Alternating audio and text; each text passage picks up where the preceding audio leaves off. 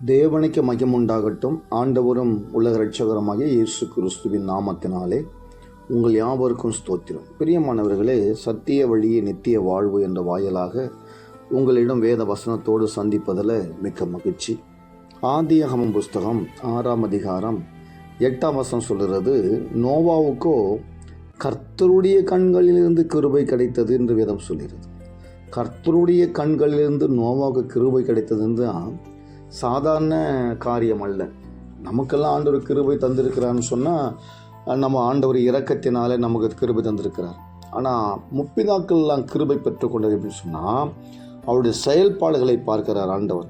நோவாவுடைய கண்களுக்கு கர்த்தருடைய கண்களிலிருந்து கிருபை கிடைத்ததான். இப்போ நோவாவுடைய வாழ்க்கை வரலாறு நீங்கள் படித்து பார்த்தோம்னா, நோவா வாழும்போது அவர் வாழ்ந்த நாட்களிலே அவர் நீதிமானாக வாழ்ந்திருக்கிறார். நீதிமான் என்றால் அப்படியே ஆண்டவரோட வார்த்தைக்கு சொல்ல தவறாதவர் தான் நீதிமான். வார்த்தையை கேட்டு அப்படியே நடக்கிற மனுஷன். ஆண்டவர் வார்த்தை சொன்னான்னா தவறாமல் கோல் தாண்ட மாட்டாங்கள்ல, அதுபோல் காட்டிலும் நேர்மையான ஒரு மனிதனாக தேவனுக்கு முன்பாக வாழ்ந்திருக்கிறார். அதோடு மாத்திரமல்ல, அந்த நீதின் பாதையில் உத்தமமாக இருந்திருக்கிறார். கொஞ்சம் கூட அவர் பெசகாமல் அது கடைசி வரைக்கும் ஆண்டவரோடு கூட அவர் இருக்கும் வரைக்கும் தேவனுக்கு முன்பாக அவர் உத்தமமாக இருந்திருக்கிறார். நீதிமான மாத்திரமல்ல, உத்தமனாக இருந்து தேவனோடு சஞ்சரிக்கிற மனுஷனாக எப்போதும் கர்த்தரை துதிக்கிறதும் ஜெபிக்கிறதும் ஆராதிக்கிறதும் சஞ்சரிக்கிற தேவனோட வார்த்தையை கேட்டுக்கொண்டே நடந்த இந்த நோவா. இதனால்தான் ஆண்டவர் தேசத்தில் பார்த்தீங்கன்னா உலகத்தில் எல்லாம் பாவம் செய்து அவரவர் மனுஷனை தாம் பூமியில் மனுஷனை உண்டாக கர்த்தர் மனஸ்தாபப்பட்டு அவர் ஆண்டவருடைய இருதயத்துக்கு व्यसனமாக இருந்துச்சான். அதனால தான் மனுஷன் அக்கறம் பூமியில் பெருகிடுச்சுன்னு சொல்லிட்டு அவர்களை இருதயத்தின் நினைவு தோற்றமாக நித்தமும் பொல்லாது என்று ஆண்டவர் பார்த்து அழிப்பதற்காக திட்டமிட்டார். அப்போ அழிப்பதற்கு பார்க்கும்போது எல்லாம் சுற்றி மட்டும் பார்க்கும்போது, ஏன்னா நீதிமான்கள் மேல் கர்த்தருடைய கண்கள் நோக்கமாக இருக்கிறதுன்னு வேதவசனம் வாசிக்கிறோம். அப்போ நீதிமான்கள் மேல் கர்த்தருடைய கண்கள் நோக்கமாக இருக்குன்னு சொன்னால் நோவா மேலே கண் பட்டிருக்கிறது. அதுதான் கர்த்தருடைய கண்கள் நோவாவுக்கு கிடைத்தது. கர்த்தருடைய கண்களிலிருந்து கர்த்தருடைய கிருபை அவருக்கு கிடைத்ததான். அப்போ ஆண்டரோடு முன்பாக நீதிமானம் இருந்த மாத்திரமல்ல, உத்தமனாக இருந்துகிறார். மூன்றாவது, அவர் தேவனோடு எப்போதும் ஜெபிக்கிறதுலும் வேதத்தை படி சொல்கிற வார்த்தை கேட்டு நடக்கிற மனுஷனாக இருந்திருக்கிறார்.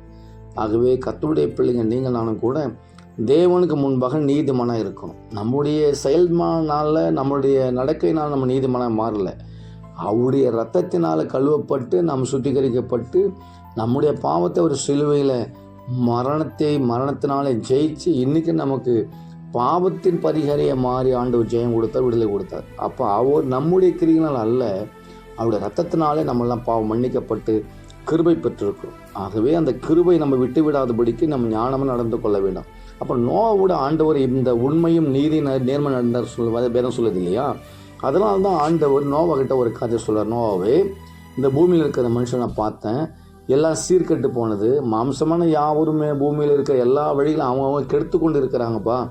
அதனால் நீ ஒரு காரியம் செய்ய, நீ கொப்பேறு மரத்தை உனக்கு ஒரு பேழை உண்டு பண்ணி, அவர் சொல்கிறா பாருங்க 14 நீ கொப்பேறு மரத்தால் உனக்கு ஒரு பேழை உண்டாக்கு. அப்போ உண்மை உத்தமாக இருக்கிற நீதிமானுக்கு ஆண்டவர் ஆலோசனை கொடுக்கிறார். ஆண்டவர் அவர் நம்மளை போதிக்கிற தேவன், வழிகாட்டும் தேவன், நம்ம கண்களை வைத்து ஆலோசனை கொடுக்குற தேவன் வாசிக்கிறனால சங்கீதக்காரர் தாவீது சொல்கிறார் இல்லையா?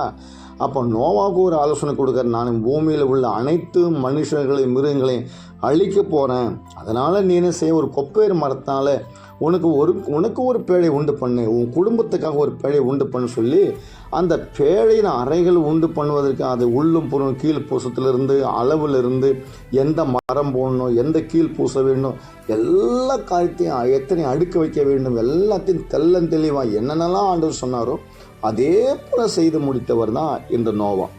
வேதம் சொல்லி கொடுக்குறது. ஆதியாகமம் புஸ்தகம் 6ஆம் அதிகாரம் கடைசி வசனம் 22ஆம் வசனம் வாசத்தை பார்த்தீங்கன்னா, நோவா அப்படியே செய்தான். தேவன் தனக்கு கட்டளையிட்டபடி எல்லாம் அவன் செய்து முடித்தார். அப்போ ஆண்டவர் என்னென்ன சொன்னாரோ அதெல்லாம் செய்து முடித்தார். இன்றைக்கி வேதத்தை நம்ம படிக்கிறோம், சத்தியத்தை கேட்குறோம், ஜெபிக்கிறோம், தியானம் பண்ணுறோம். ஆனால் நடக்கிறோமா? யோசனை பண்ணி பாருங்களேன். காது உள்ளவன் கேட்க கடவன் என்று வெளிப்பாடில் அடிக்கடி எழுதப்பட்டிருக்கிறது நம்ம வாசித்திருக்கிறோம். ஆனால் எத்தனை முறை நம்ம என்ன செய்ய நம்ம கேட்டாலும் உணர்வடைகிறது கிடையாது, மனம் திரும்புவது கிடையாது. ஆனால் நோவாவுடைய கண்களில் கிருபை கிடைத்த அந்த நோவாவுடைய வாழ்க்கையில் பார்த்தீங்கன்னா, கர்த்தருடைய கிருபை பெற்றுக்கொண்ட நோவா அவர் ஆண்டவர் வார்த்தை ஒரு காரியம் கூட மிஸ் பண்ணாமல் எல்லாவற்றையும் கட்டளையின்படியெல்லாம் செய்து முடித்தார். அதோடு நின்று விடவில்லை. நோவா ஆண்டவர் சமூகத்தில் போய் நிற்கும் போதெல்லாம் ஆண்டவர் என்ன செய்யணும் அப்படி கேட்டுக்கொண்டே இருந்தார். மழை இல்லாத காலத்தில் மழை பெய்யும்பா, 40 நாட்கள் அடமழை பெய்யும், விடாத இடி மின்னல் மழை வரும். அது வானத்தின் ஊற்று கண்கள்லாம் திறக்கப்படும். ஏரிக்கு எப்படி மது இருக்குதோ அதுபோல் வானத்துக்கு மதில் மது வச்சிருக்கிறார். மதுவை திறந்தால் தண்ணி பீறிட்டு வரும். அதுபோல் ஆண்டவர் வானத்துக்கு பீறிட்டு போகிற அளவுக்கு தண்ணி பீறி பூமியில் ஊற்று அளவுக்கு வைத்திருக்கிறார். அப்போ மதுகளை திறந்து விடுகிறாரு, பூமியின் ஊற்றுக்கண்களை திறந்து விடுகிறாராம். பூமியில் ஊற்றுக்கண்ணை திறந்து விட்டு மழையை வர்த்திகை செய்து 40 நாட்கள் அட்டமழையை பெய்து தண்ணீர் கொஞ்சம் கொஞ்சமாக ஏறி லாஸ்ட்டில் கோழி, நாய், மாடு, ஆடு, மனுஷர்கள், மிருகங்கள், ஊடு, வாசல் எல்லாம் முழுகி போச்சு. கிட்டத்தட்ட பார்த்தீங்கன்னா 150 நாள் தண்ணி தேங்கி நிற்கிது. ஆனால் நோவாகிட்ட ஆண்டவர் சொன்ன வார்த்தை கீழ்ப்படிந்தபடினாலே நோவாவை அந்த பேடைக்குள்ள ஆண்டவர் அனுப்பி அதை கதவை சாத்தினான்னு வேதம் சொல்லுகிறது. ஆண்டவரே பூட்டி போட்டார். இப்போ நம்ம இதிலிருந்து என்ன தெரியும் சொன்னால், தேவன் சொல்கிற வார்த்தையை நம்ம கேட்டு நடந்தோம்னா நம்முடைய ஆத்துமாவை காத்துக்கொள்ளலாம், நம்ம குடும்பத்தை காத்துக்கொள்ளலாம், ஆண்டவர் வருகையில் நம்ம கைவிடாதபடிக்கு பரலோகராஜ்யத்தை சுதந்திரித்து கொள்ளலாம். ஆண்டவருடைய வசனத்துக்கு நம்ம செவி கொடுக்கணும். அவர் நீதிமானாக இருக்கிற நம்மை அவர் ரத்தத்தினால் நம்மளுக்கு கழுவி கொடுத்து ரட்சிப்பு கொடுத்துருக்கிறாரு. இந்த ரட்சிப்பை நம்ம இழந்து விடக்கூடாது. நிறைய பேர் இழந்து போகிறதுக்கு காரணம் சொன்னால் வார்த்தையை கீழ்ப்படியானால்தான் ஆண்டவர் ரட்சிப்பை இழந்து போகிறாங்க.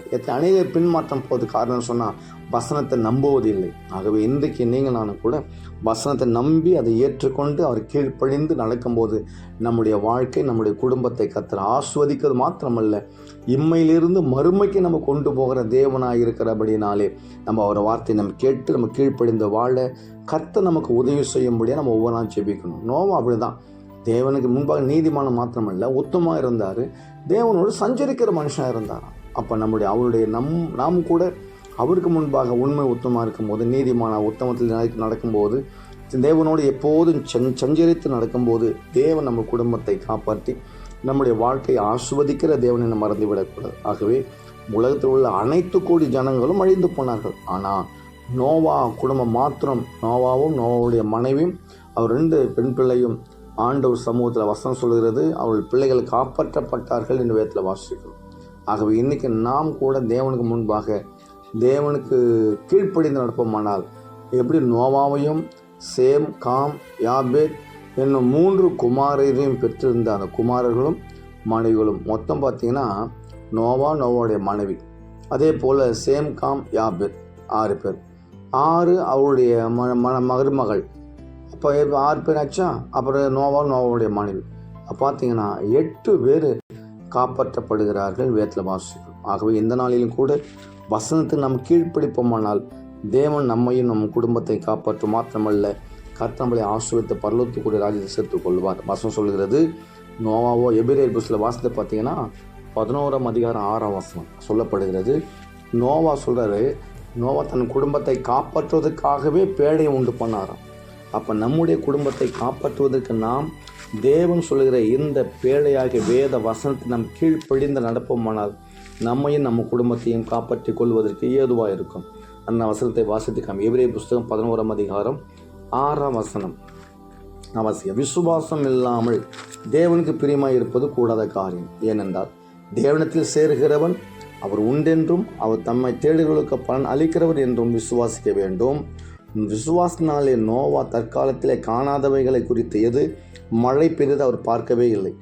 ஆண்டவர் மேல் வைத்த விசுவாசம், வார்த்தையை நம்பினான், கீழ்ப்படிந்தார், கட்டளை கீழ்ப்படிந்தார்.